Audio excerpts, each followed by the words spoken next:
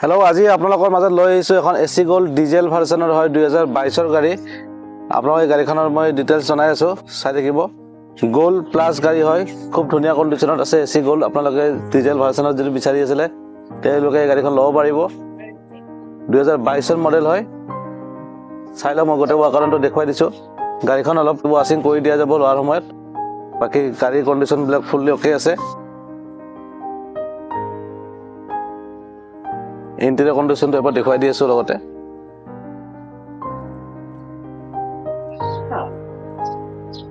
Interior কণ্ডিশ্যনটো চাওক, বহুত ধুনীয়া কণ্ডিশ্যনত আছে।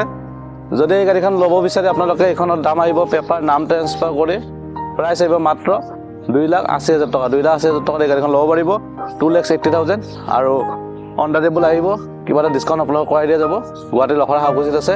স্ক্ৰীনৰ নম্বৰ আহিছে, ডাইৰেক্টলি কণ্টেক্ট কৰিব পাৰিব। ধন্যবাদ।